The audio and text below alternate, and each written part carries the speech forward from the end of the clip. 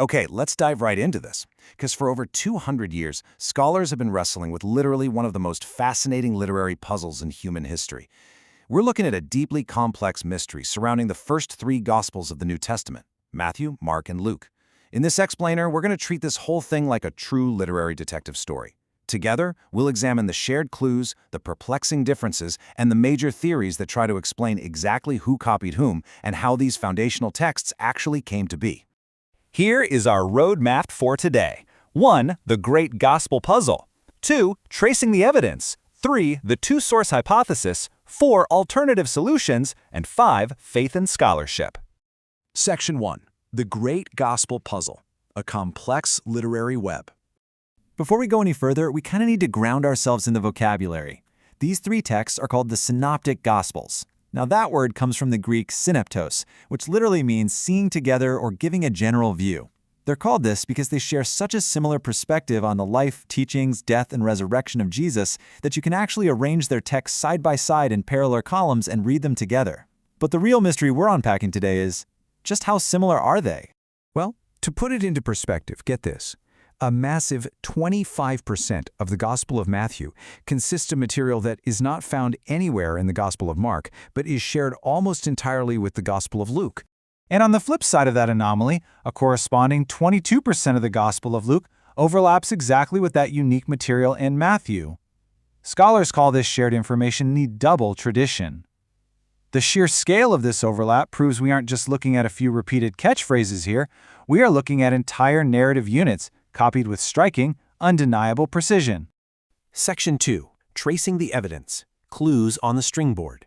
So if we're looking at this like a detective stringboard, we basically have two main buckets of evidence. On one hand, we have the triple tradition. This is material found in all three Gospels with nearly identical wording and sequence. Think of major events, like the baptism of Jesus or the feeding of the 5,000. In contrast, we have the double tradition. This is that massive chunk of material shared only between Matthew and Luke, completely skipping Mark. A super famous example of this is the Beatitudes. Matthew puts them in the Sermon on the Mount, and Luke puts them in the Sermon on the Plain, but the core teachings are clearly being pulled from the exact same reservoir. But of course, it's never quite that simple, right? It gets way more complicated. We also have these smaller anomalies, known as minor agreements, where Matthew and Luke just randomly agree on tiny grammatical details against Mark. We also have single traditions, material totally unique to one author, like Luke's famous parable of the Good Samaritan. And then we have deliberate reordering. For example, Mark places Jesus' teaching on divorce right after a story about children, while Matthew rips that teaching out and places it in a completely different context. This is absolutely crucial because it proves these authors weren't just blindly copying, they were acting as active, intentional editors, shaping their own narratives. Section 3. The two-source hypothesis. The prime suspect. So how do we actually explain all this copying and editing? Well, the historically dominant theory relies on a concept called Markan priority, basically the idea that Mark was written first. This builds the two-source hypothesis, which is a highly logical three-step pathway. Step 1. Mark's gospel is written first. Step 2. A separate, independent document of Jesus' sayings is compiled. Step 3. Matthew and Luke sit down completely independently of one another, and they each use Mark's gospel and this mysterious second document to write their own books. Now that mysterious second document is known as Q. It comes from the German word Quelle, which simply means source.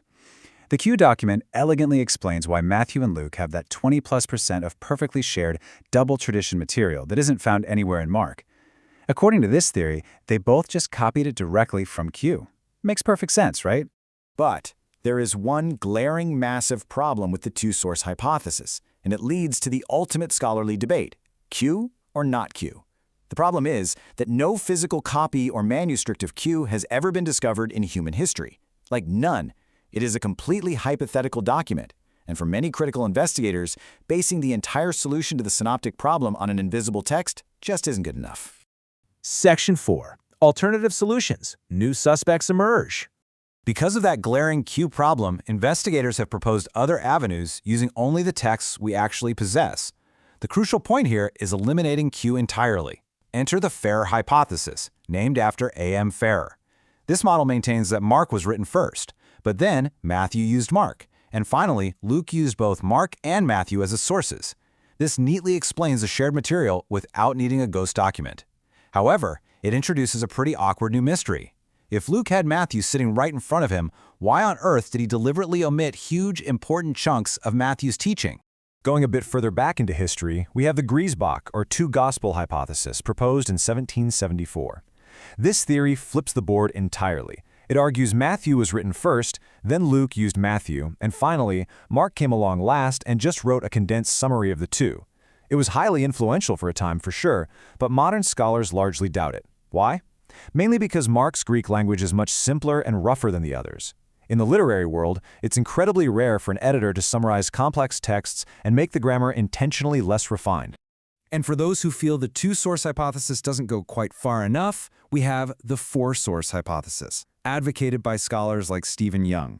This model keeps Mark and Q, but it adds specific unique sources, labeled M and L, to account for those single traditions only found in Matthew or Luke. While incredibly thorough, you can start to see the problem here. It adds even more hypothetical layers to our stringboard. It's like trying to solve a puzzle with pieces we can't even see. Section 5, Faith and Scholarship, the Verdict. So what do we actually do with all this?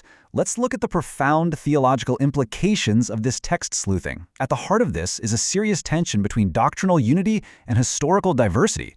Believers often view the Gospels as a seamless, unified witness, but historical critical findings reveal significant diversity, evangelists acting as very human editors who copied, altered, and rearranged material to fit their specific theological agendas, like, say, Luke's focus on social outcasts. So how do faith communities hold these two realities together? While many theologians, like Robert Brown, reconcile this by advocating for a nuanced view of divine inspiration. They frame God as the principal cause and the human authors as secondary or instrumental causes. In this view, God sovereignly chose human beings with distinct skills, temperaments, and community needs. The human process of borrowing, editing, and creatively structuring the text wasn't an accident. It was itself deliberately and dynamically guided by the divine. Another really powerful framework is revelation as history. This shifts the whole idea of divine revelation away from a static, perfectly dictated body of text, and instead views it as God's direct self-disclosure in historical events, like the resurrection. The variations among the synoptics, then, aren't fatal contradictions. They are the natural, beautifully varied perspectives of different eyewitnesses trying to record a transformative historical event. Which brings us to our final thought for this explainer. When we look at the raw evidence, the copying, the minor agreements, the reordering, the missing sources, we really have to ask ourselves, does acknowledging this incredibly dynamic interplay between human literary creativity and divine guidance diminish the authority of the gospel story?